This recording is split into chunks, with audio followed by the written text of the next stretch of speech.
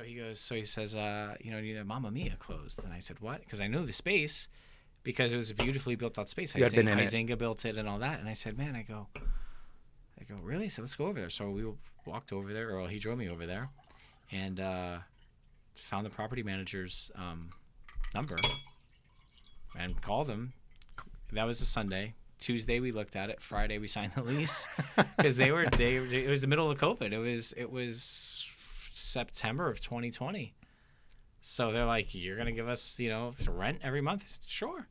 So they gave us a couple months free rent to get it squared away, and we opened.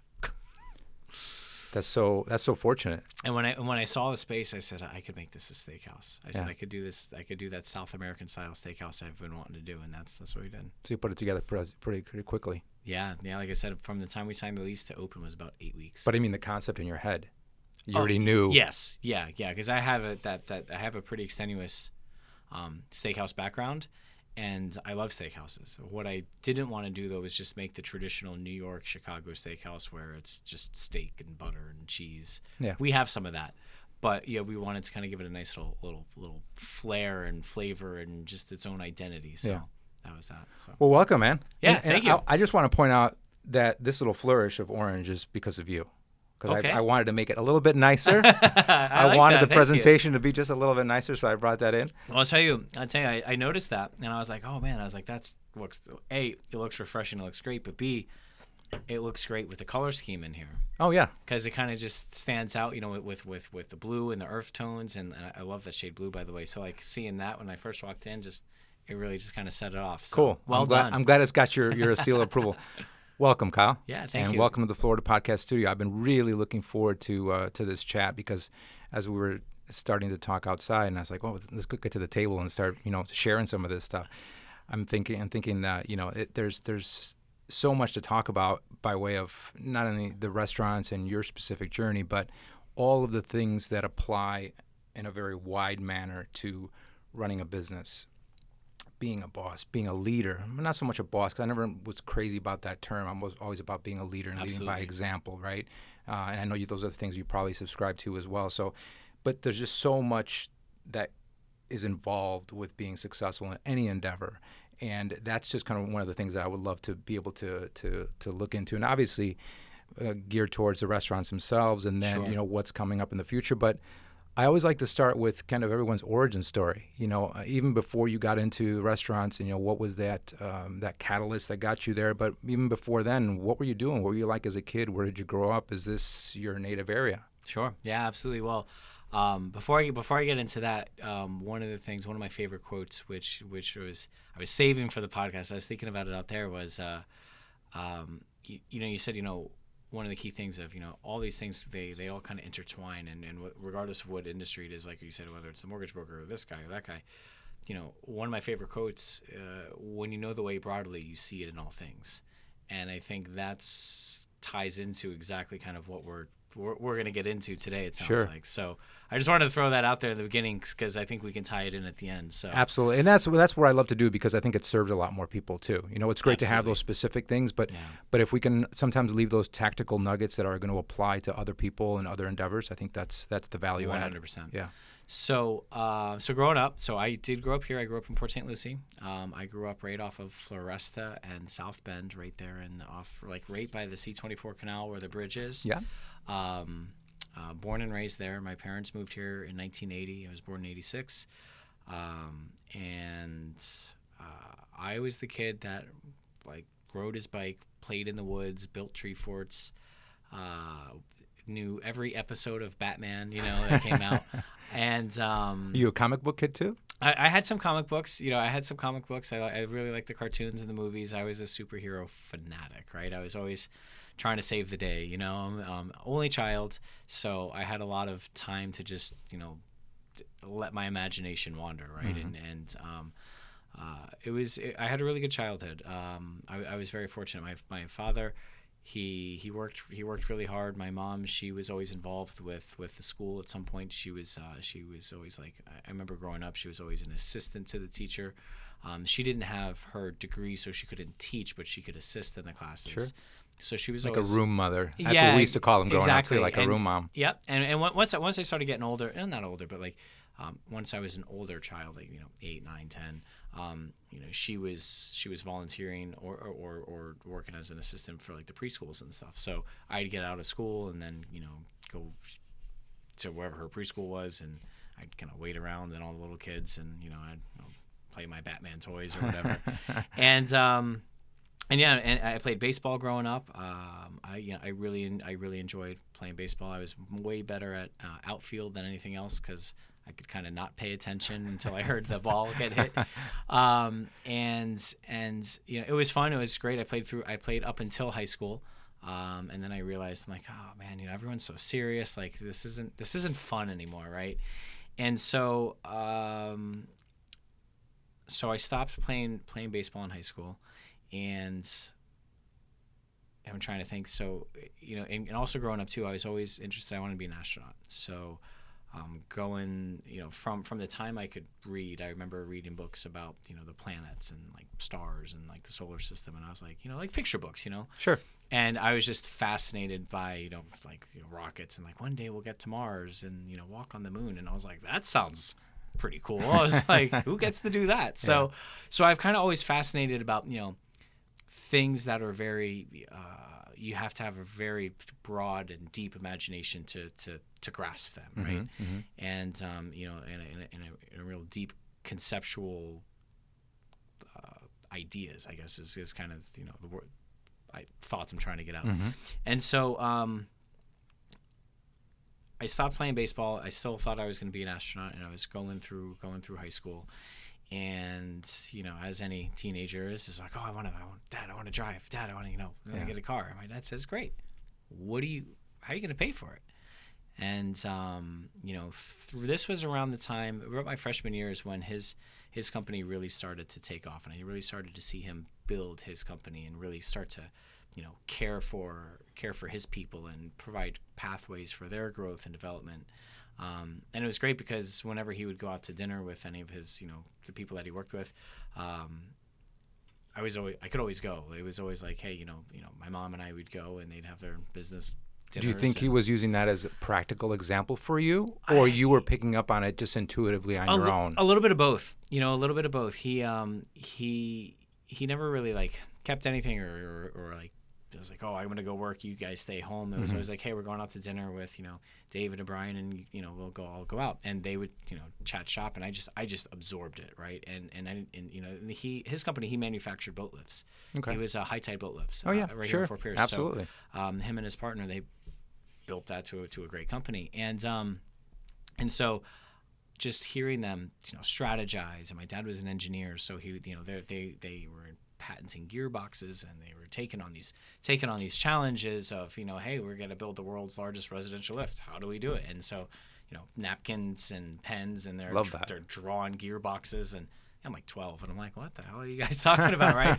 But just being immersed in that was really transformative for me, and so which married in really well with your innate way of wanting to be creative and inventive, and right? 100%. Yeah, it's really, I think it showed me the value of innovation, but also the passion of it is in how you constantly keep seeking ways to improve whatever it is you're doing or working on. Mm-hmm. A lot of people say, well, if it's not broken, don't fix it, and there's an element to that, but how I've been able to extrapolate it back to the restaurant industry is okay, how can we continue to add value back to our guests? How can we continue to elevate their experiences, their touch points, their whatever, it's a refinement. Yes. It's a refinement. It's not a huge leap from how do we get from 50% to 90%? Correct. Yeah. It's how do we go from 98 to 98.3 exactly. to 90.7, right? Exactly. Yeah. It's 1% better mm-hmm. every day. And that's kind of built into our core values is, we're committed to continuous improvement, better day by day, shift by shift, best today, better tomorrow. Mm-hmm.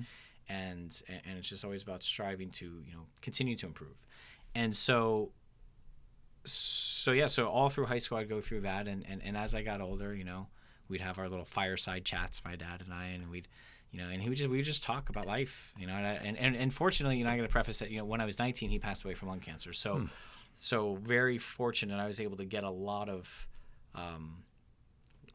worldly experience, coaching, mentoring, whatever you want to call it, in a 19-year time frame.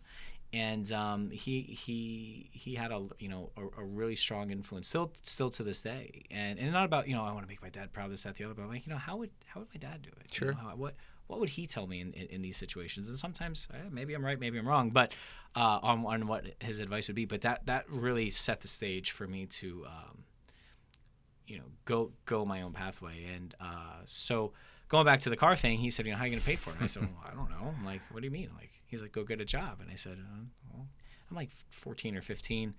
I'm like, well, I don't want to go to work at Publix. I mean, not a lot of options there. I'm like, it's that or nothing. But I said, I'll go do it. And I ended up not doing it. What happened was we used to go to this, living off of Floresta and South Bend right there. We'd go to Lefty's Wings and Raw Bar all the time, right? And especially playing baseball, we'd always go there after the baseball games because I played at Lingate. And we would go there all the time. My dad would go there. He's a simple guy. He's like, I just want to get a hot dog and a beer. And, my mom would go get whatever, chicken or whatever. And sure. I'm like, cheese sticks, And and the waitress there, Francine, she's like, hey, we got a dishwasher spot open. And I was like, oh, man, dishwasher, I don't know. But I was so excited to get a job and, get a paycheck. And so they hired me. I was 15. They hired me. I was washing dishes, making like $7.50 an hour. And then all of a sudden, one of the waitresses asked me one day, she's like, hey, can you come help me? I got a 20 top or whatever. Can you come help me clear it off and wipe it down? I said, yeah, sure. I had, no idea. So I went out there and cleared it, and I'm running around and throwing things in the bus tub and wiping it down. And she comes and hands me like $5. And I was like, wait, what is this for? She's like, oh, we tip out the busboys. And I was like, everybody does this, right? And so now I realize that if I don't do what the other dishwashers do, just hanging out and washing a pot and a pan and taking 3 hours, but if I improve my productivity in the dish area, it was all like the plastic, red Coke cups, so I could throw this stuff and it's not going to break, right? And so I realized if I increase my productivity, I can go out on the floor and bust tables, and I can get ice for the bartenders. And now, and this was probably my first entrepreneurial lesson. Now I'm getting $7.50 an hour from the restaurant. I got this one giving me $5. This was giving me $10. Each bartender threw me $20. I was walking out of there with $70, $80 a night cash. I was making $600, $700 a week for a young kid in 2002, right at 16 or 15 with no bills. And I'm like, this is great, and that went for about 3 months, and they're like, you work really well. You want to come? We need cooks, right? Because we never have enough cooks in the restaurant industry. So they put me on the chicken wing station, and I could no longer go out to the area and go get my tips, but they gave me a little bit more an hourly, and I was none the wiser. But I always had hours. I had overtime, and I loved it, especially being an only child. I had 40 brothers and sisters that just I just gelled with, and they were let's just say very animated, right? Very colorful individuals, being in the restaurant industry. And I'm like, this is awesome. Imagine that 15-year-old that joined the pirate ship, and they're like, oh, cool, let's go find treasure. That's what it was like for me. So I fell in love with it. And so, going through high school, I ended up working at Ruby Tuesdays about a year and a half later. And now I'm a senior. I took the ASVAB. I did really high in the ASVAB. The Air Force and the Marines were really trying to get me. I had spoke with some recruiters. I thought I was thinking about going the pilot route to get to the astronaut level, because a lot of astronauts doing some research went, did either Air Force or they did the Top Gun program in the Navy, and that's when the war in Iraq started going off, and a lot of my friends, some slightly older and some my age, were starting to enlist, and that was a pretty intense moment, because it was fresh, right? And my parents, my grandfather was in the Marines in World War II. He was actually a cook, oddly enough, and his 3 brothers were all in the World War II as well. Mm-hmm.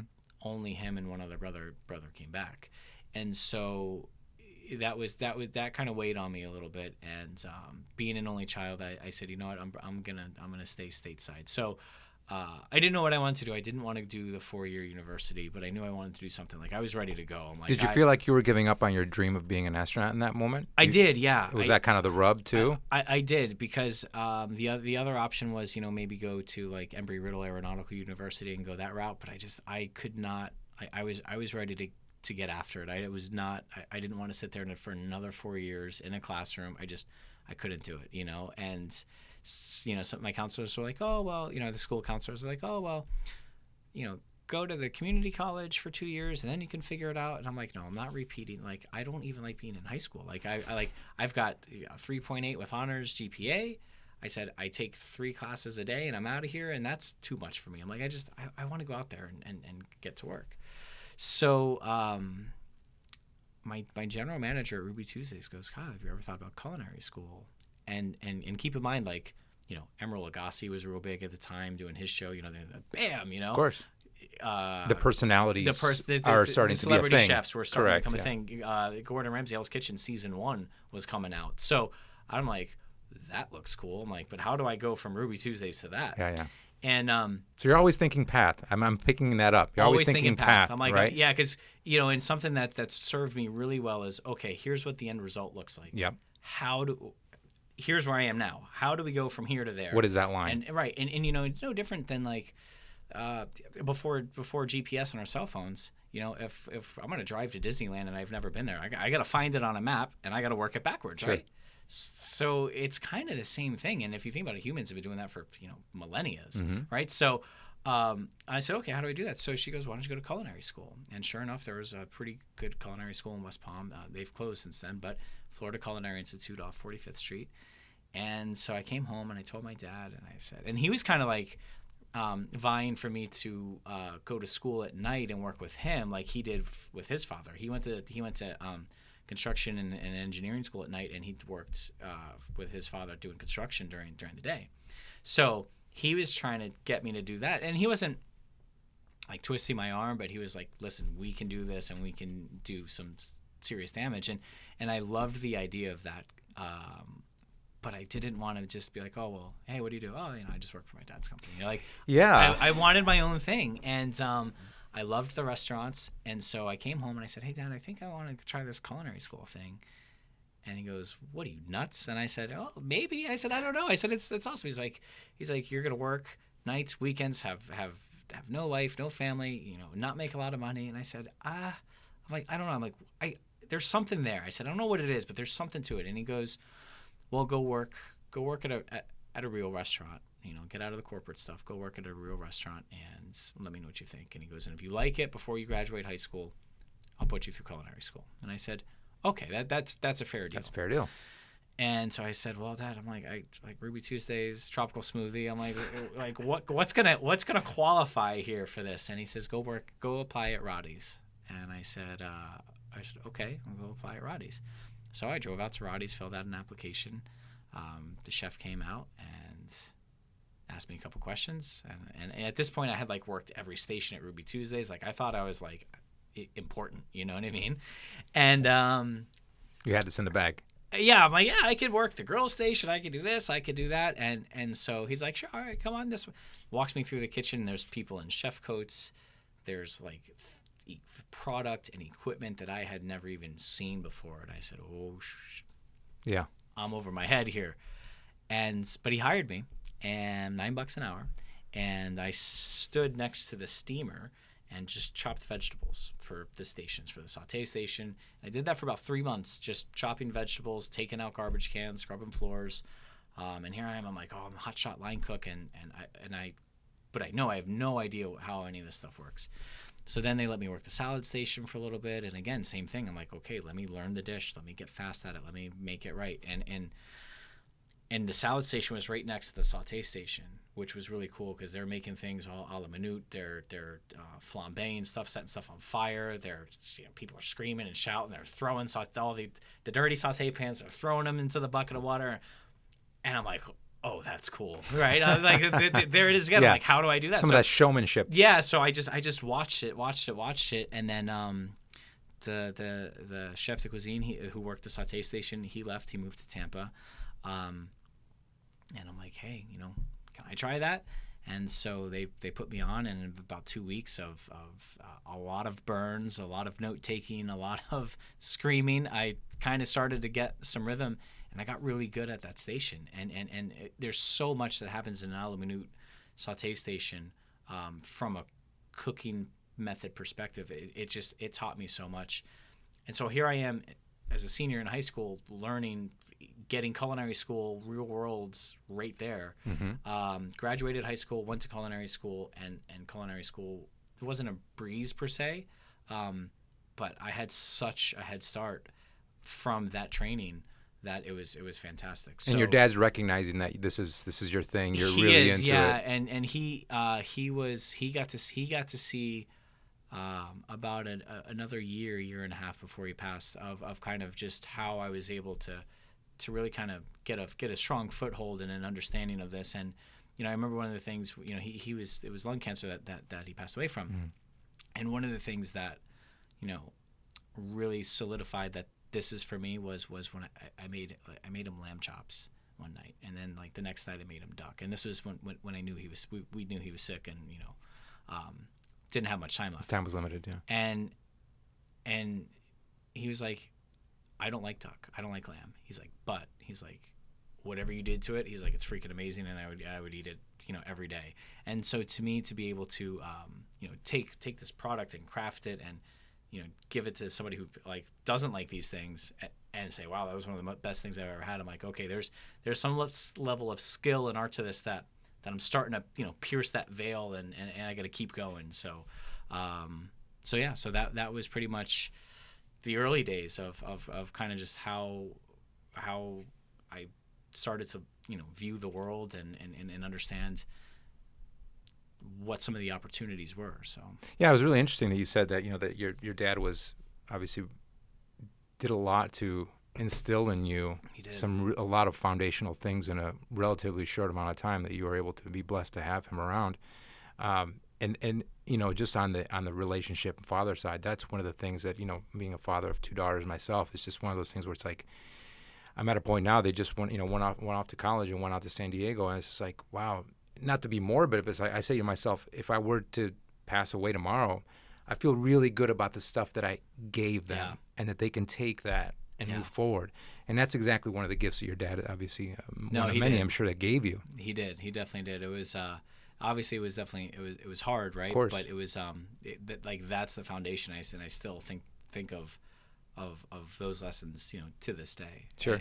And that groomed me, seeing him take his company, from 25 people to 125 people, and do his very best to take care of everyone that worked with him, and to, regardless of whether, he liked them or disliked them, what personally, right? He did his best to take care of these people.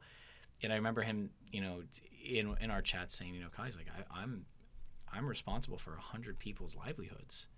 And he's like, and they've got, a spouse and children that count on them. He's like, so if there's 3 or 4 in their house, he's like, there's 400 people that count on me every day to do the right thing and make the right choices, so that they have a place where they can earn a living for their family, or they're developing a skill set so they can go do their own thing. And he goes, he's like, I don't take that lightly. And I think that was my first lesson of, it's not about being the boss. It's not about the showmanship. It's not about making your own schedule or anything else like that. It's about really caring for and valuing the people that work with you, not for you. And because you couldn't do it without them. No, not at all.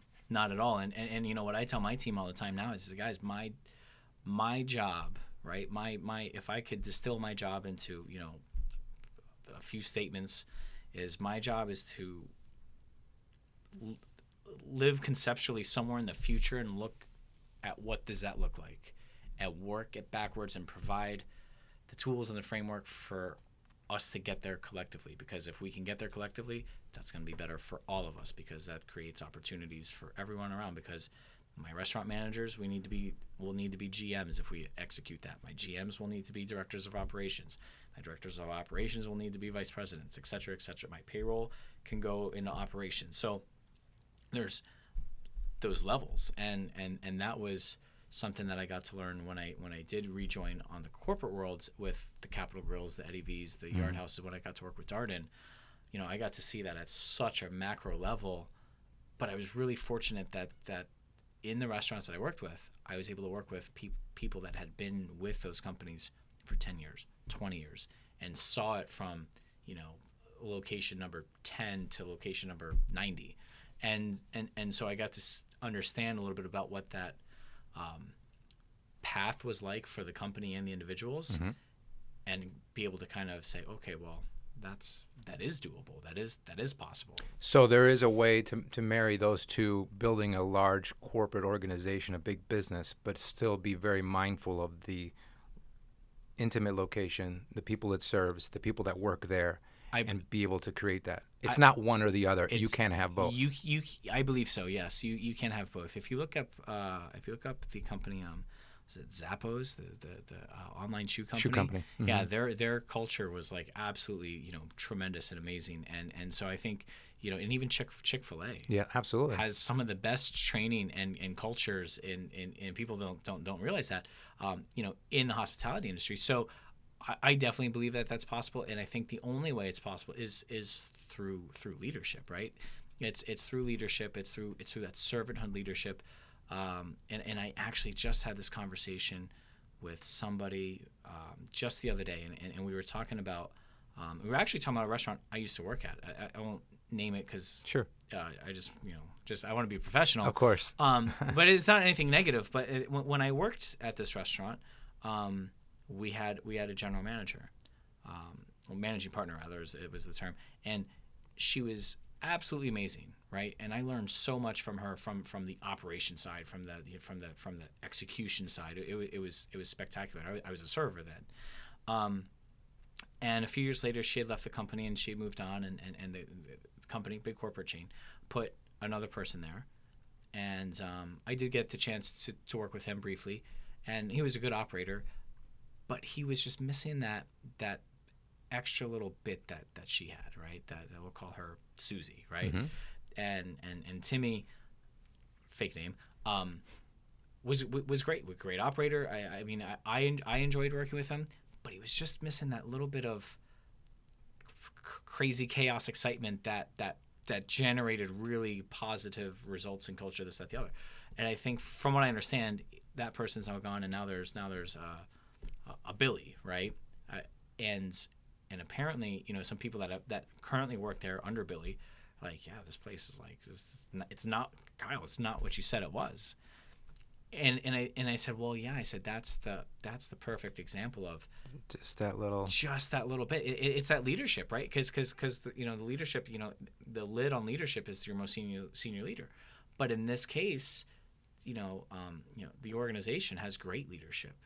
But if it's the lid in that building, and that's capped by their GM or their managing partner, whatever you want to call it, as their number one, well, all that great culture and feel good stuff is going to stop at that person and kind of get blocked, and they're going to create that own little subculture or like zombie culture, if you will, inside that organization where we know it's supposed to be like this, but it's kind of like this, right?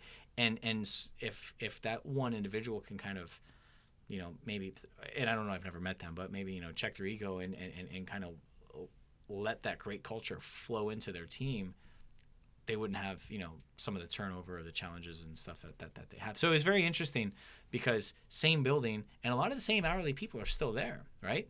So same building, about 50% of the same hourly people, totally different experiences.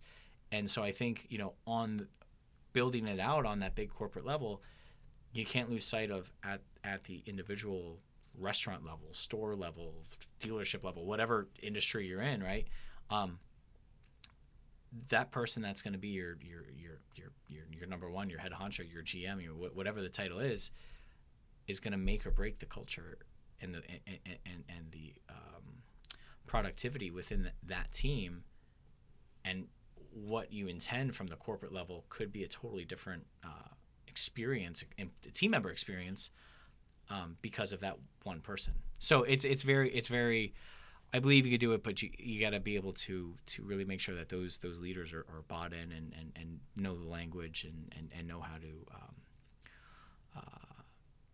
disseminate that and embrace that and through champion that through the culture. very last person. Absolutely. Yeah, and I think I mentioned to you before that my daughter is in San Diego and she works at the Eddie V's. And as you were kind enough, and I bent your ear one night when we were having dinner at one of your places, and you were kind enough to extend yourself and say, yeah, let me know if I can help you with anything over there. But she's still there. And she's the downtown one, right? Correct. Yeah. Yeah, and she loves it. Awesome. It's a great company.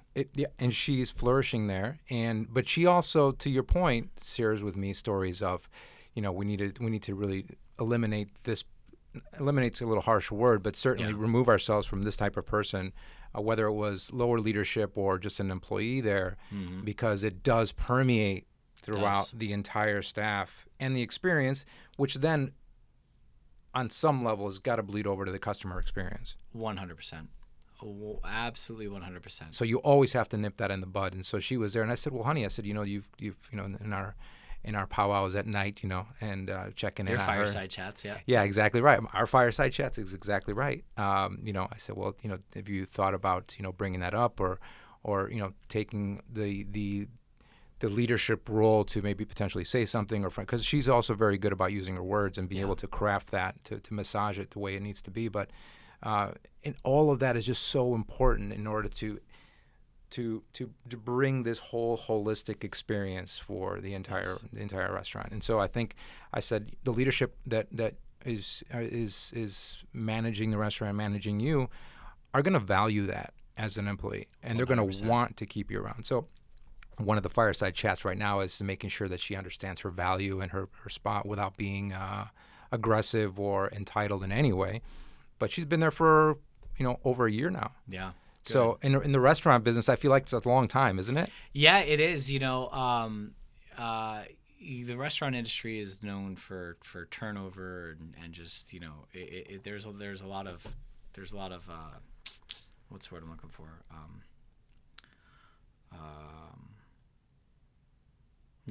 There's a lot of try. So let's be frank with that, because obviously it really gets us into one of the meaty little pieces of running a restaurant. Yeah, sure. And the people that obviously the larger your endeavor is, the more complex the experience is inside that restaurant, the more people you're going to need and the more talented people you're going to need.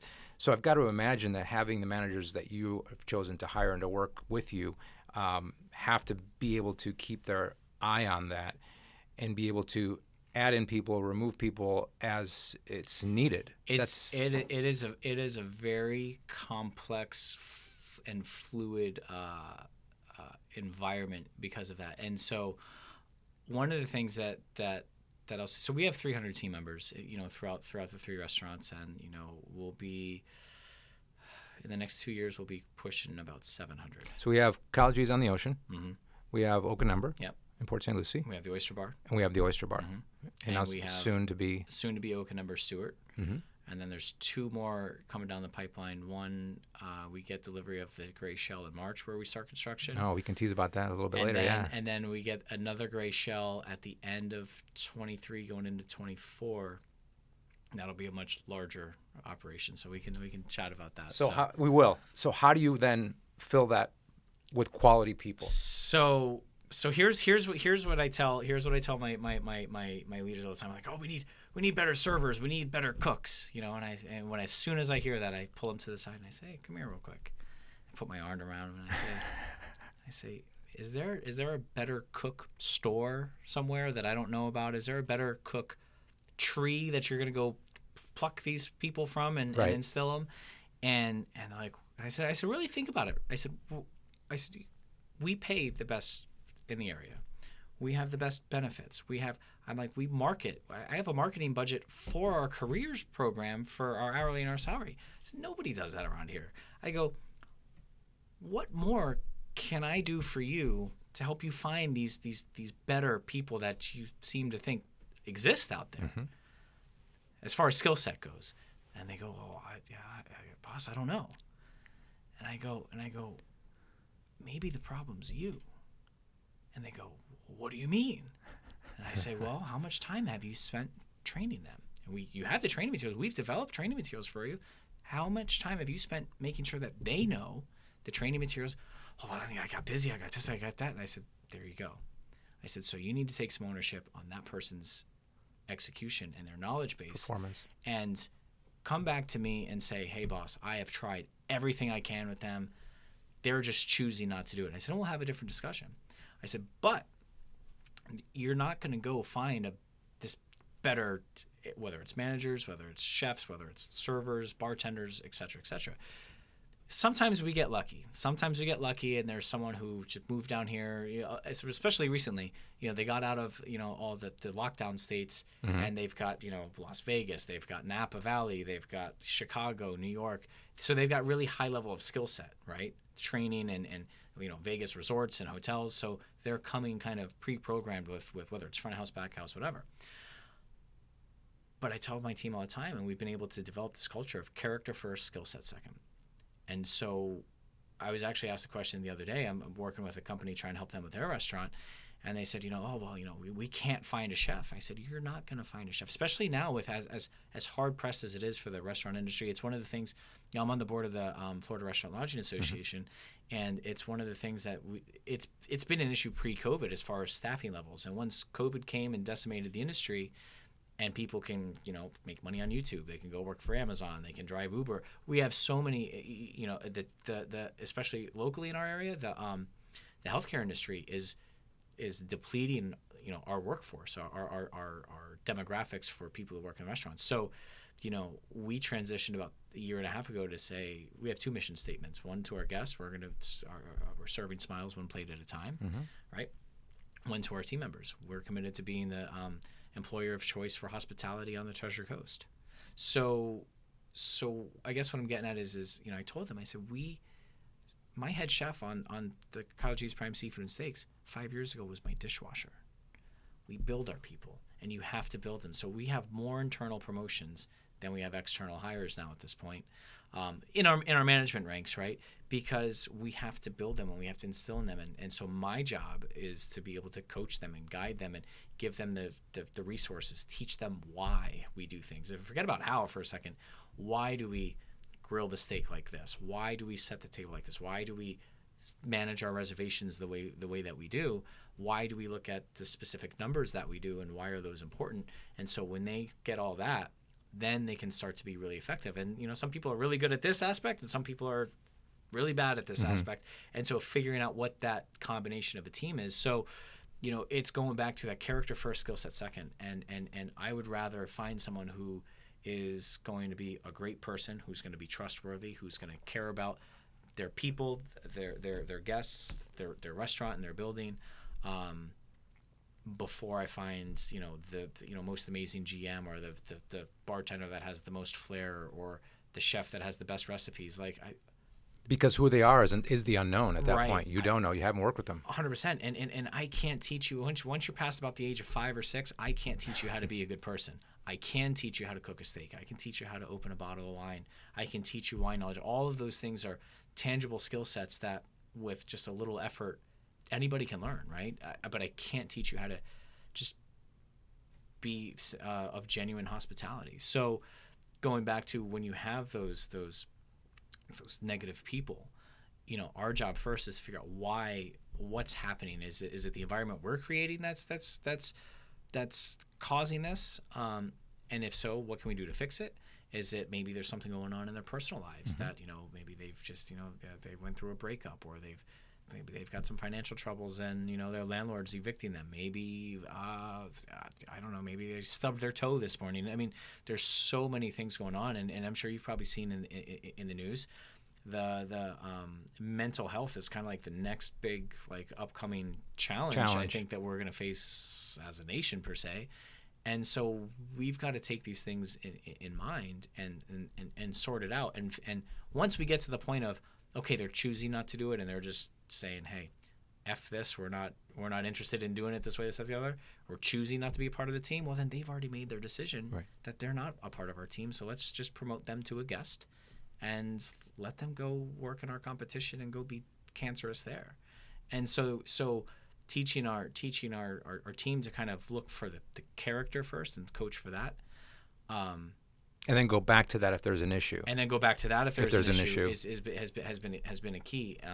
And to give you an idea, the restaurant national average is roughly, don't quote me to the percentage, it's roughly about 80% is your turnover rate for the restaurant industry. In the last year, with the way we've been able to handle with our commission model, with the way we pay our culinary teams, with the way we handle our benefits, and the culture and the environment we create, we're down to about a 23% rate of turnover for the last year company-wide. So we haven't been short-staffed. We haven't been short-staffed since pre-COVID, because people want to come to work with us because they know the culture that we create, the pathways for growth we have for folks.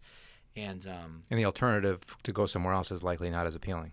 Not at all. No, I mean, because you worked hard to make it that way. Oh, we work so hard to make it that way, and we spend a lot of money making it that way. But that investment in our team is so worth it, because there's nothing more satisfying than seeing these folks. You know, my general manager of the restaurant on the ocean was a bartender 4 years ago, and he's climbed the ranks. You know, and we've got just really great people that are like, man, you know, we've learned so much about this industry. We've learned so much about ourselves. We're able to financially take care of our families and go on vacation and do these things, and we can't wait to see what's next. I can't recreate that. I can't hire that from outside and say, okay, go. That's built over time, and so it's been a really amazing year, and it's been great to kind of teach some of our leaders the value of addition through subtraction when necessary, when you have to get some of that negativity out of your organization. So it's been a really dynamic year, let's say, in the last year, not without its challenges. But you know, when things kind of get rocky like that, when you deal with the unknown, revert back to your principles or your core values or whatever it is vernacular you use, and use those to make your decisions. And are you hiring with those principles in mind first, even if they don't have maybe the teachable knowledge of working in a restaurant? Yes, I especially when it comes to like the higher end managers. I just hired a guy. He's on his second week this week. He's brought him in as manager. He has minimal restaurant experience per se, but he's got great life experience. I mean, he was deployed in Iraq for 2 years. He was in Army military police for 8 years. He was a corrections officer, and he made a conscious choice about a year ago to say, you know, I want a better life. You know, I don't want to be worried about is the gang member going to shank me at work. I got a family, I got kids, and so he went into the restaurant industry. He dabbled in it in high school, and shortly after that, you know, went through the armed forces, and you know, thankful for his service and everything he did, and so we were, as we were kind of getting ready to open, I said, okay, we need one more manager, and we have a couple people that want to go up the ranks of management, but they're not quite ready yet, or not that they're not ready, but they've said, hey, I don't want to do it yet. Maybe let me get through this season and go into it over the summer, right? So this guy, he's a great person. He's a great human. He's got perseverance, durability. You know, I can teach him the other things, steaks and lobsters and wine, and so that's what we're doing, and we'll build him and develop that skill set and fill his toolbox so that he's functional and ready and able to go out there. And a valuable asset that you could 100%. Still lean on and grow with. Exactly. As you continue to grow. Exactly. So let's talk about growth. So again, what is our current suite of restaurants, just to kind of lay it out for everyone that's listening? Obviously, when I moved my family here from Chicago, one of the first things you kind of ask, and we ask, is like, where's the nice restaurant? You know, mm-hmm. Where are the nice restaurants? Just like that. You have a lot in Chicago. Well, we do in Chicago. We do in Chicago, and there's some exceptional culinary experiences in Chicago. And I didn't come with my nose up in the air when I asked those questions, but you land in a smaller community. Yep. And you think there's probably going to be some limitations into what you could find. And so that was one of the first questions. And so, yes, we landed at KyleG's, and Awesome. That was the nice restaurant. And so that's one of our first experiences, which, of course, we stayed in the family, so to speak. Awesome. Yeah. And but why are you growing?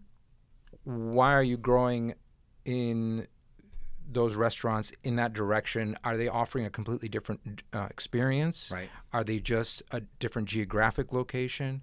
Are you experimenting with something that, like, man, I really would love to try this concept out, but I don't have the right partners, it's not the right time, or whatever it is? or are you replicating? I know that we were chatting earlier. There's, and you might touch on it here in a moment, but there's certainly a thought about creating a model that you can replicate. Sure. Right. That is the standard for you. Right. Sure. The stuff that you look back as your legacy and say, look what we built. This is great. Absolutely. What does that look like moving forward? So the answer to all those questions is yes. Yes. So there's can I break that up into Please. a couple different things? Go for it. So for one, when I got the opportunity to open KyleG's Prime Seafood and Steaks, which to touch on that just real quick. Yes. What is that little story there? That was Roddy's, where I started in high school as a line cook, where I stood next to the okay. steamer and chopped vegetables. So Hurricane Sheen and Francis came through in 2004, closed it down. It sat empty for 9 years. My current landlord bought it in 2013, leased it to another individual. That first year that he was open, it was called Pietro's. I was his executive chef. So I closed it as a line cook, and then I got to open it as the executive chef. I got to write the menu and run the whole thing. I was there for about a year. I just did not like working for the individual. It wasn't a good fit. It's just, again, being professional. Wasn't didn't a good work. fit. I left. I was gone for about 4 years. I was with Eddie V's in Yard House. When I found out that he was going out of business. So this is your stint in with Darden. Mm-hmm. Okay. And I had spent 2 years with Capital Grille prior to that, probably about 3 years prior to all of that. So total, I had about 6 years. And so when I found out he was going out of business, and I was actually back in Florida, I went to San Diego for 2 years during that time, came back. I reached out to the landlord and I said, hey, remember me? I said, I think I can do that. Here's the business model I wrote 4 years ago, or the business plan I wrote 4 years ago when I left this guy. Here's what we could do. Here's my idea. And he said, go. And that was it. And I knew that building specifically, being 400 seats, only restaurant in the area overlooking the ocean, you can't build anything else like that. And I knew that with my operational skill set and strong leadership, I could build that into a restaurant that no one's ever seen in our area, which would create the economic ability to grow restaurants from there, because I wanted to create a restaurant company, right? You know, you see a bunch of restaurants, even like if you look down south, Big Time Restaurant Group, they have City Cellar, City Oyster. I think they could be partners in like Rocco's Tacos and a couple other ones. And they've got 9, 10, 12 brands. Elizabetta's down there. Mm-hmm. The Subculture Group has a ton of restaurants, and I was like, man, that's really cool. Darden had a family of restaurants. And so being with Darden for that time certainly opened your eyes to what could be. I'm not just opening up a restaurant. Right, exactly. And, to that point, so when I was with Eddie V's, right, and again, I might have some numbers here slightly off, but conceptually, the point is there. So when I was with Eddie V's, Darden had bought them. Darden bought them when they had like 7 or 8 stores for like $70-80 million. They bought Yard House when they had like 25 or 26 locations for like $650 million. And they were growing these concepts. So when I got there, they were in growth range, and they're boom, Eddie V's, Yard House. And so hearing these stories and seeing these things, and come to find out, my aunt went to high school with the founder of Yard House. Oh, so there's a little connection there, and I'm like, this is just. These are signs. There's signs in life that I firmly believe in. I'm like, and here they are, just flashing. Like, this is possible. So when it came time to build a company of restaurants, I don't think I can ever recreate the KyleG's Prime Seafood Steak, because of it's very signature to that building. It's almost like 2 restaurants in one. You have the patio, you have the deck, you have the happy hour, then you have the white tablecloth dining inside. So I wanted to grow because to diversify from a financial standpoint. It's good to diversify, because if one building restaurant catches on fire, or I don't know, I'm on the sand in stilts. If Hurricane Ian comes through, right, I'm going to have a challenge. So to be able to diversify, 1, was good. 2, I knew what that restaurant could provide, and I didn't want my team to be capped. I wanted them to continue to be able to have pathways for growth, because I just like to work with really great people. So if I have 1 GM and 1 restaurant and that's it, I'm going to only forever have 1 GM. And that's not necessarily a bad thing, but if I've got 4 or 5 great people underneath that GM, eventually I'll lose them because I won't have a home for them, right? Yeah. So so there was that.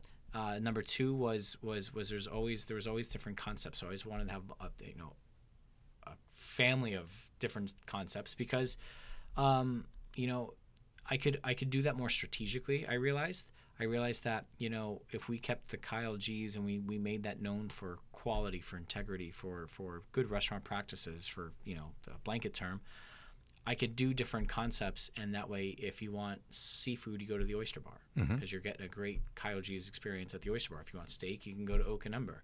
And they're kind of far enough away where there's not a lot of cannibalization. The price points are totally different. So, but the experience has been set. Correct. The bar has been set. Exactly. If I'm going to a KyleG's restaurant, it is going to be, it may be a burger, but it's going to be a really good burger. It's going to be a really good burger with great service. Yeah. And that's kind of the framework. So when you think about that, you don't have to have, you know, $110 average check per person. You can have a $40 average check per person and run a great restaurant with great food, great service, and take care of the guests.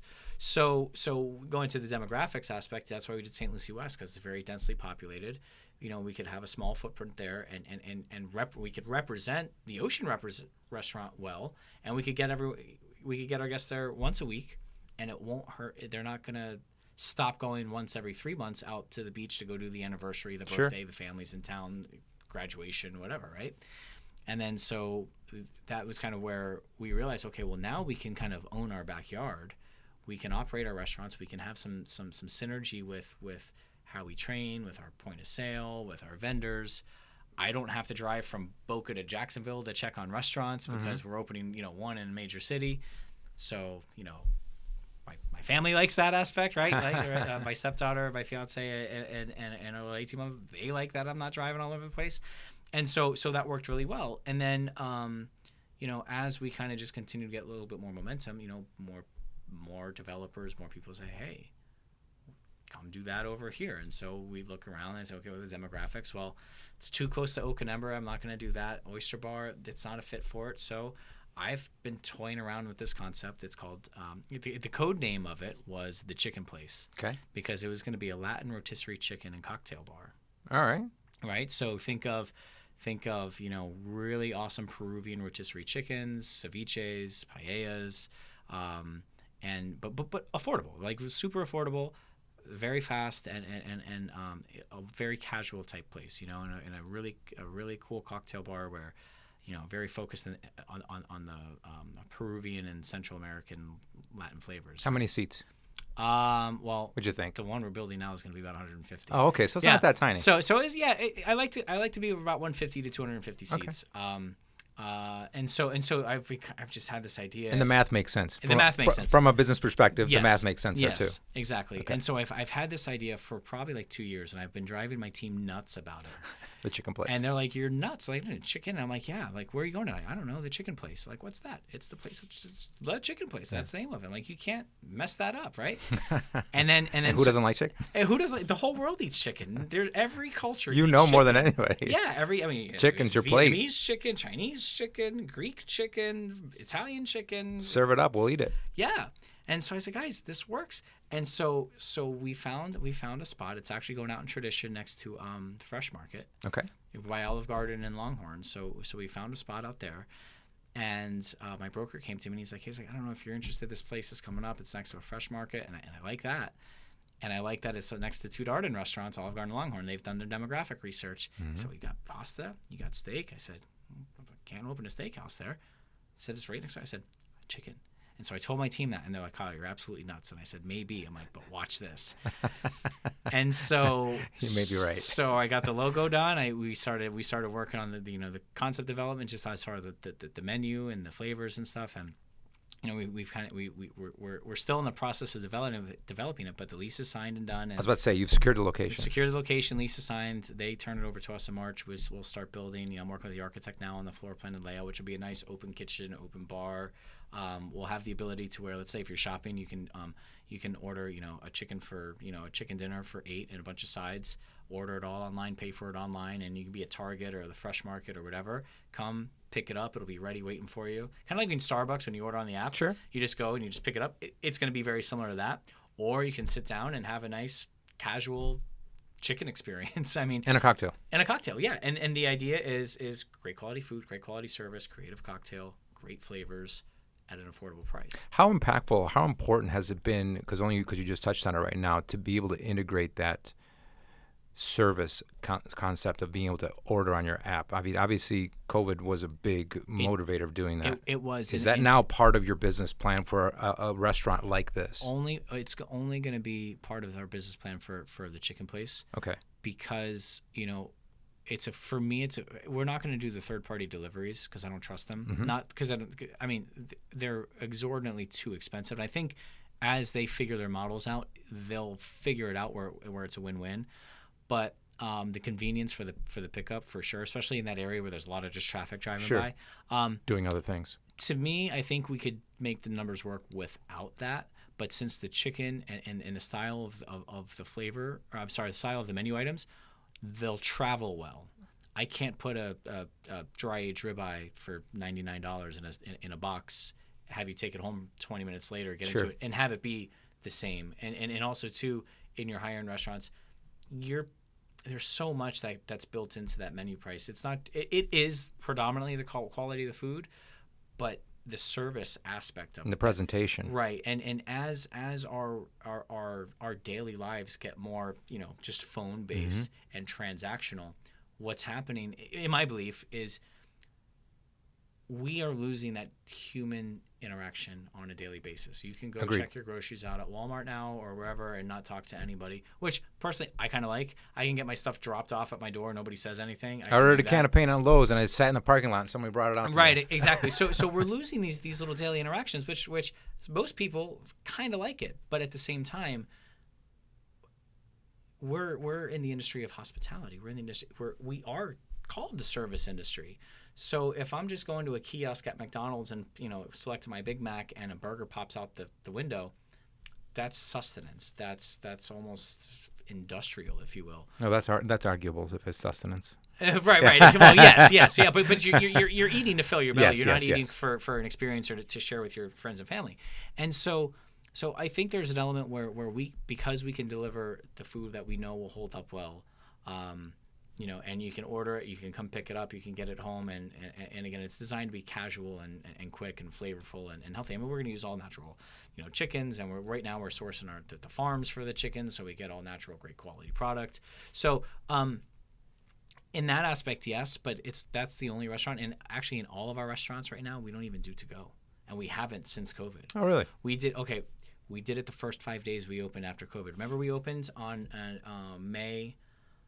That Monday on May, right before Mother's Day. I'll tell you a funny story. So we were at 25% capacity. We only had the restaurant on the beach at the time, and we had taken our tables. We physically removed our tables so it didn't look like the apocalypse restaurant, right? Walk in and everything's boarded up, and there's tables everywhere, right. and red dots and green dots and footpaths and tape, and I was like, what the hell is going on here? Like, we're remodeling the place. We're just going to take our tables out so our guests can have some form of like normalcy, right? Yeah. Instead of seeing 3 tables empty, they're just going to see a big space between the tables. So our phone was ringing off the hook for to-goes, and it came Saturday, the day before Mother's Day. And the host asked me, she's like, Kyle, can you talk to this lady? And we're 5 days open. The team is sketched out. The guests were sketched out, Some people are like, I don't get COVID. Let's go. Right. Sneeze on me. Let's go. Everybody was just wacko, right? And I'm like, oh my God, this is nuts. So I get on the phone and the lady's like, can you explain what a shrimp is? And going on and on and on. And I'm talking to her. Meanwhile, we're at 25% capacity. There's a line out the door, not because we're busy, but just because we can't get in our rhythm. And I'm like, I need to take care of the people in my restaurant in front of me. Yes. I need to take care of that experience. Otherwise, this is going to go south quick. And it's not like any other states opened before us. So we didn't really have any, hey, what to expect, right? So I told the lady, I said, ma'am, I'm sorry, we no longer do to-goes, period. She's like, well, the lady told me. I said, I know, it's a new company policy. She goes, I instituted it right now. What do you mean? And I said, it happens immediately. It's effective immediately. She's like, well, I'm the owner. It's okay. I'm sorry. I said, listen, come on in. She was staying at the Marriott next door. I said, come on in. Come order all the shrimp you want. I said, but I can't do this right now. I'm sorry. And hung up. And I said, everyone, forget the to-goes. We're not doing it. And thank God we did that, because what happened to so many restaurants, specifically the corporate ones that had all the DoorDash and stuff, they got hit so hard on Mother's Day with to-goes because you can't turn that stuff off, or you can, but if you did, you got in trouble with corporate, and people were waiting hours in their cars for Mother's Day food, and the orders were wrong. They had lines wrapped around their buildings. It was a complete disaster. Because that's a completely different system. You've got to build out from the ground. Yeah, you can't just all of a sudden turn something on. Right, like and they weren't ready for it. So then the guests in the restaurants were that were willing to go, take the risk to go out. They weren't getting service because their kitchens backed up for the parking lot orders. Like, it was a complete disaster. And meanwhile, we just focused on our guests, and I said, this is how we're going to do it. We're going to be one of the last restaurants that is going to not adopt the technology for our service, because part of what we're doing is giving that nostalgia of that person interactive experience and being of service to our guests, right? Making their anniversary special, making their birthday special. Our restaurants aren't about the dining, the sustenance, this, that, the other. It's going to be they're about the experience, and I think the global economic environment is only become tougher for restaurants to do that with the minimum wage challenges, certainly with the inflation, and what they're going to do is they're going to start pulling back on their service, on their hours used, on their labor, and trying to innovate and get the little R2D2 robot thing to come drop off your beers and your sandwiches. And some restaurants that might work. 2J's does that. I haven't been there, but I've heard about it. That may or may not work. I don't know, but what I'm saying is now it's just becoming mechanical, that dining experience, and I think the business models are going to change faster than the consumer's willingness and ability to embrace that. Now, some people are like, yeah, give me the sushi thing on the conveyor belt and I'm fine, and that's great for that concept, but I don't think that's a universal solution for all restaurants at all levels of the dining spectrum. And you're being mindful about keeping that experience intact for your customers moving forward, and you're not going to divert Absolutely. or give in to the whim of the convenience. Because, yes, the convenience is great for when you just want to eat something, right? Correct. Exactly. But I'm not going to your place, one of your places, or I'm not going to the ocean and asking for a window table with my beautiful fiance because, I can't get a sandwich somewhere else, or I can't get a beautiful piece of steak somewhere else. Exactly. I want to sit by the window. I want to look at her. The light's really nice in there, by the way. Yeah. I take some beautiful photos of her because I'm always blown away by the fact that this woman decides to spend time with me. There you go. And but all that experience is the thing, right? Yeah, exactly. And then we walk out with a smile. And it's all of that combined, and you can't do that without people. I just saw a video the other day of the remote control bartender where you put like 20 bottles of booze in there, a couple mixers. You push a button, and it dispenses your Cosmo and your martini. You just put the drinks, right? You put the cups on the conveyor belt, and it goes and it shoots the Cosmo out, and right, and there you go. And Francine, my vice president, she's like, yeah, I saw this at the FRLA show. She's like, look at this. And she goes, I asked the guy if it had a witty attitude and a bunch of comebacks for it. And I was like, I'm like, you probably just gave him a level to upgrade. Yeah, that thing absolutely. too. Yeah. But I said, but again, that's okay, great. It solves the labor problem, but it doesn't solve. I mean, we've been dining out in restaurants as a species for 200 years. It's the experience. It's the social aspect. Anytime we're surrounded by food and togetherness at a table, like right now, and sharing meal, breaking bread. Exactly. That's never going away. Exactly. And I don't think so. At least not my time. I need to be with these people. Precisely. Whether I'm doing business with them, or they're my loved ones, or I haven't seen them in a long time. Exactly. Whatever it is, those occasions are always everlasting. And I think that there's going to be a lot of restaurant operators that are going to neglect that concept, that aspect of it, in lieu of moving forward with quote unquote the technology part of it. Right, because that's what everyone's doing, and that's the speed of it. Yeah, and when everyone's doing something, that's when you don't do it. Because that's the fad. I mean, God, what was it? I don't even remember what it was, but there was something in our industry that happens. The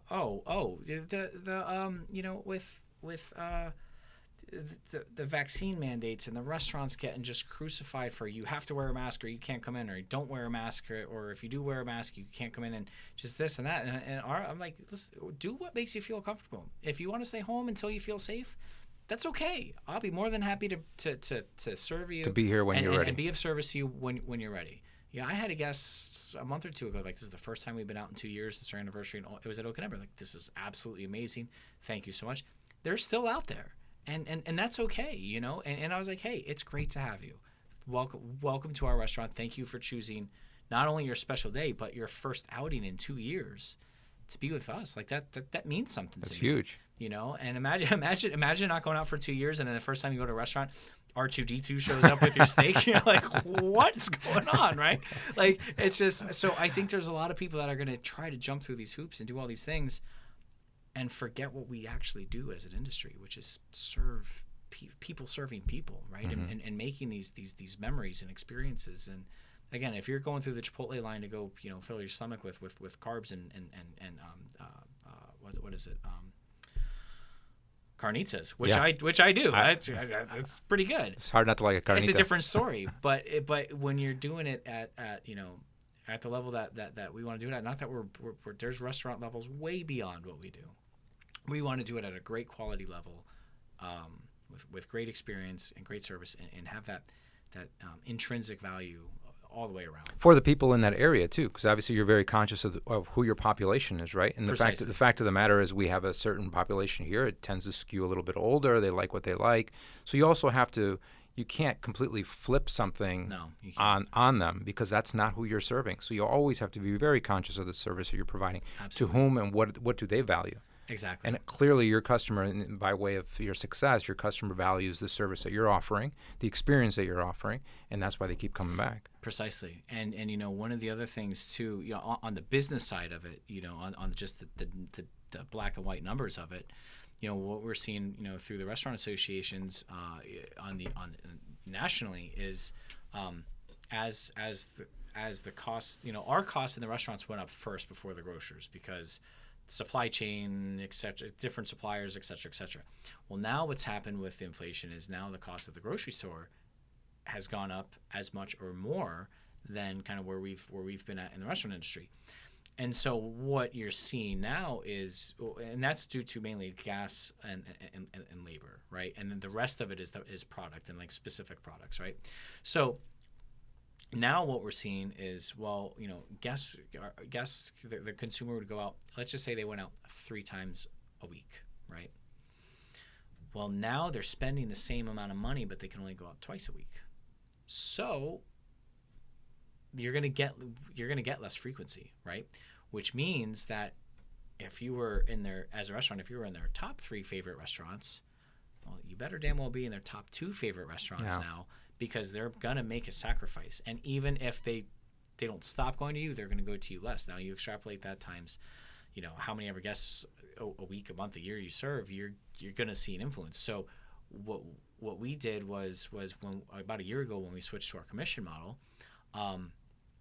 we doubled down on the service, because we were doing this because of the effects that minimum wage were going to have on the cost, on what we would have to do to our menu prices just to manage this, right?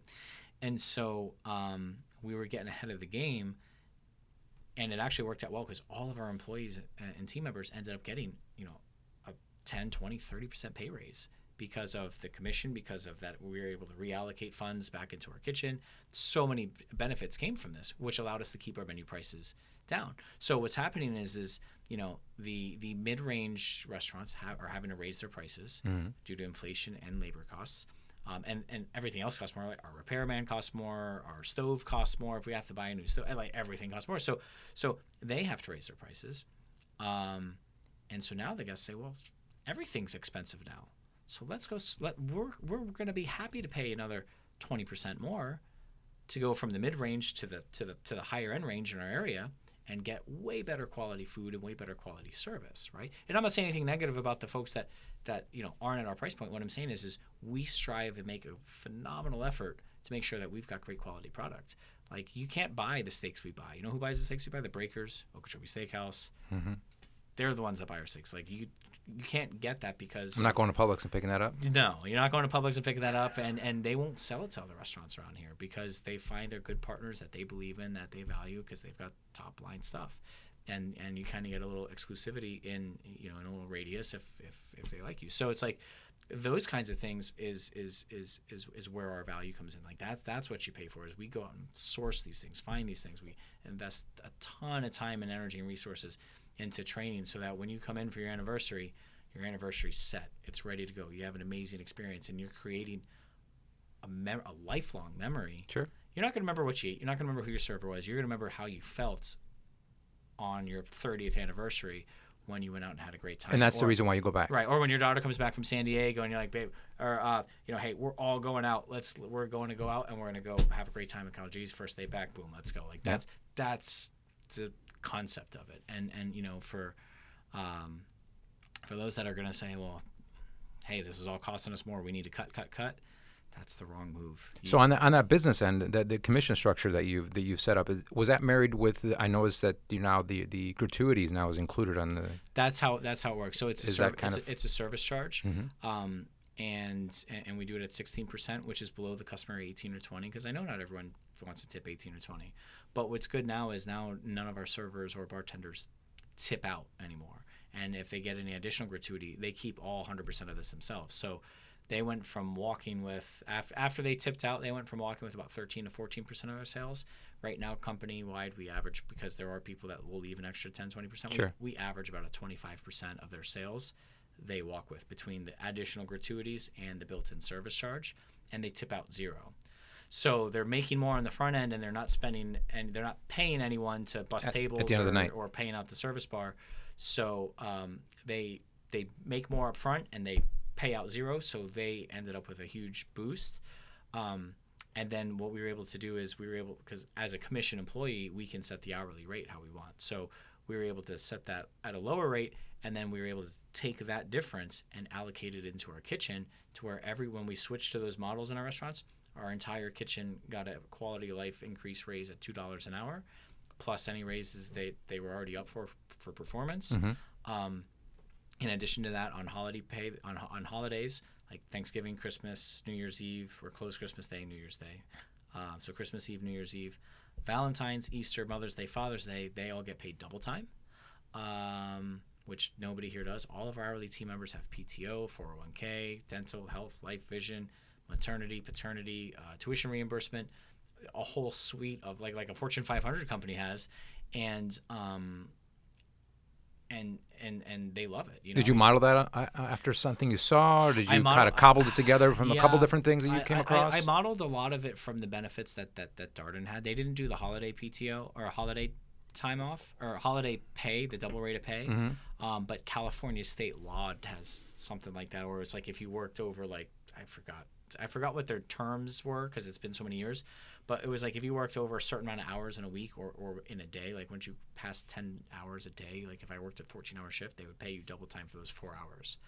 And I was like, oh, this is kind of nice. You know what I mean? And so I thought, well, if we can incorporate that into the holidays, because, our front of house will always make more money on the holidays, right? They're going to see more guests. You get servers making $1,000 on a holiday, mm-hmm. and my line cooks are over there at $15, $16 an hour. They make more now, but at the time they were at $15, $16 an hour, and they're like, great, I just cooked 700 steaks, literally, and I got an extra 2 hours on my shift, on my Saturday shift, which would normally. And I'm like, well, one of the biggest challenges in our industry collectively is that pay disparity between the front of the house and the back. And having existed in both worlds, that's why I went to the front, because I couldn't make that money in the back. Sure. And I'm like, I got bills. Like, I'm going to go learn how to serve and fold napkins and make my $300 and go home versus grinding away in the kitchen. And then I ended up back in the kitchen. But anyway, I did do that for a little bit, and it served its purpose. But, trying to bridge that gap between the pay disparity, yeah, the servers make a little bit better on their service and stuff, but now I can pay my cooks. Now our average wage in our kitchens is like $22 an hour. That's dish, prep, and line guys. So I've got guys making $23, $24, $25 an hour. And then on a holiday, they're getting double time. Sure. So if they work a 10-hour shift at $45 an hour, they just made $450, $500 in a day. Plus the rest of that holiday week. The holiday weekend isn't applicable double time, but if they'll hit overtime at some point, they can make pretty decent money. And as a line cook, you can have a whole week's paid vacation after a year if you build up your hourly PTO. So you've got the experience of the customer setup. You're taking care of the people that work with you. Yeah. And you've got plans with the chicken place? Chicken Place. Chicken Place. It's the Chicken Place, and then it's underneath it says Latin Rotisserie and Cocktail Bar. And then what's happening after the Chicken Place? So after, or in parallel with? It's pretty much in parallel. So about a year to a year and a quarter after that, we'll get another gray shell, and that's going to be at the Heart in the Park in Tradition. Okay. Have you seen that project? Yeah, absolutely. Yeah. If you go on YouTube and type in Heart in the Park, they got a great 2-minute computer rendering of it. And we're gonna actually be it's just under 6,000 square feet, single building. Freestanding building. Yeah, that's a real estate term. Thank you. Yeah, you're welcome. Freestanding that's what I'm here for. The freestanding building right in front of the Heart. And when this project came across my desk about a year and a half ago, I had always wanted the idea to do an Italian chop house, right? Similar to Oak and Ember in the sense where you can get a great quality steak, this, that, the other, but maybe be a little bit more price affordable with the handcrafted pasta. That's going to be my next question. Where does it sit in terms of experience and price wise? It's going to be very diverse because it's going to be in a very highly foot trafficked area, right? And so the idea is, and when I saw this Heart, it reminded me of Chicago Bean. It reminded me of South Point Park down in where Smith Walensky is. Mm-hmm. And I said, this place needs to be able to be accessible for everybody, but being with a hospital and all the businesses there, if you want to go have your business dinner and you want to, splurge and go show out, sure, you can do that too. So right now, we're still working on the concept, but the idea is we're gonna have, in the Heart, Amore family. It's just Amore meaning love. Mm-hmm. I was like, this is perfect. So it's gonna be called Amore Italian Chop House by KyleG, and it's going to be probably very similar to the one on the beach, Prime Seafood and Steak, as far as price point. Oak and Ember technically has a higher average check per person than the one on the beach does. So it'll probably be in that price range there. But it's going to be very interesting because we're going to have a phenomenal assortment of antipasti and appetizers and flatbreads and the handmade pastas, the gnocchis. We'll have a nice wood fire, wood or charcoal. I think we're leaning towards charcoal at this point. We're still doing some research, but do a nice pizza. That experimentation's got to be fun, right? In one of your kitchens, right? Yeah. And doing that, and then we'll have a section where you can do the high-end steaks and veals and maybe some lobsters and stuff like that. But we're really digging into the historical regional cooking of Italy, and it's not just going to be spaghetti bolognese on a plate. It's going to be really truly authentic, and my godparents are Italian, so once we start to really get into the recipes, they're from Ponza. My godmother's from Ponza, a small little 8-mile island off the coast. My godfather's family's from Rome, so we're gonna kind of really. You're gonna bring them into. I'm gonna bring them into it, and we'll probably take myself and a couple of the guys. We might go do an Italy trip, and kind of just go immerse ourselves in that, and just really kind of. Bring just the rusticness back, right? And again, it's not Italian's one of the things that's kind of one of the most bastardized in my opinion, because it's you got the Carrabba's and Olive Garden and stuff sure. And that's it. We're not that, right? It's going to be really just awesome. So we're going to take our time. We're going to do a ton of research and just have a really high quality menu. That we're going to have a lot of affordable items on there, but we'll have some items on there where if you want to go get that, really kick-ass, tomahawk or porterhouse with some Italian flair on it, we're going to be able to do that too. So that looks like it'll probably be up and running by the end of 2024. So we've got some time, but that's kind of what's in the pipeline now. And once these two, the Chicken Place and the Amore was kind of on the table, and with the Oak and Ember Stuart location coming, I was like, okay, that's enough to commit to now. That was going to be my next question. That's plenty. Yeah. So because that's nonstop in the next 2 years. That's nonstop for the next 2 years, right? And I always say I'll take the first interview. If someone says, hey, I'll at least take the first meeting and see if it fits. There's a handful of things that we've turned down because it just, not that it wasn't the right fit. They were probably decent projects, but it wasn't the right fit for us at the moment, right? And these two being close by with as much as traditions growing. Sure. To me, it really made sense to have something a little more higher end, closer to the hospital, and something a little bit more affordable and approachable on a day-to-day basis near all the shopping and the grocery stores and everything like that. That again, you could go in and sit down and have a great time, watch the game, et cetera, or you could pick up a box of chicken and take it home and have a great meal and really knock it out of the park there. So not that it really exists, but what do you do outside of the restaurants? Good question. Spare time. I like to read. Obviously, spend time with the family. That was going to be my next question. Obviously, being a new dad and a stepdad as well. Yeah, she's right? Ariana's 12 and Emmy is 18 months. I pretty much work 6 days a week. I try to take Sunday when I can, and spend time with the girls. Or if I could steal away on a Saturday, I do and spend time with the girls. Go to the park, cheerleading practice, volleyball here and there when I can make it. And I don't know, my daughter loves to just play around. She'll chase me around. She's always like picks up my shoe and like trying to give me my shoe. I'm like, no, honey, we're not leaving yet. I like to go to the gun range. I'm an avid shooter, so I like to go to the gun range. Nice. And kind of just plant some freedom seeds down range. I'm actually going this weekend, so there's really assuming the tropical storm thing doesn't knock us out, but right. We're doing a nice frogman shoot with some of the Navy SEALs. We're doing a big blowout for Veterans Day in all the restaurants. We do a complimentary meal up to $49 for all vets in all of the restaurants. Very nice. At the Oceanfront restaurant, we're actually hosting about 50 really highly decorated. Well, I say 50 people. It's made up of a bunch of highly decorated, retired and active Special Forces operators and their families. So we're hosting that for them. Operation 300 brought them in. Yes. So we're hosting that for them on the ocean. I got the Road to Victory Museum is going to park a World War II Jeep with a 30 cal machine gun out front. We're decorating the entire restaurant in red, white, and blue, everything. And when are you doing this for? On Veterans Day. On Veterans Day. Coming Veterans Day. This is all the same day. Yep, this is all the same day. And so we're doing this. All the vets will be there eating free.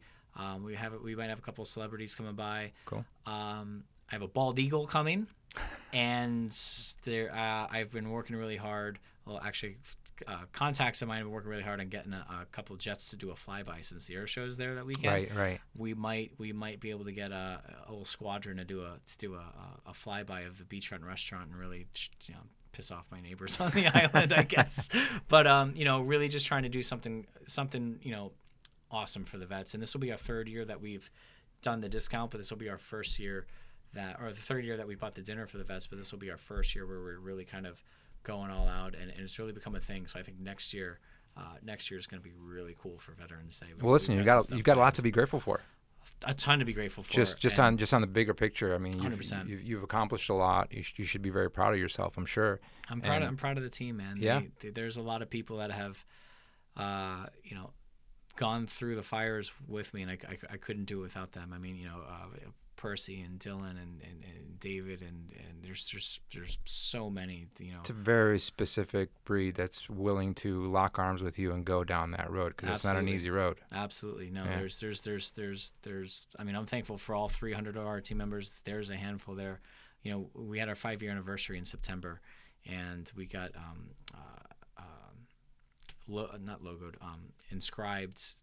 Nice trophies for all 17 or 18 of the team members that have been with us from day one, with their names inscribed on it and stuff like that. And that's pretty good to have that many left over from day one. At that large of a restaurant, with as much as we've gone through in the last 5 years. I mean, between COVID and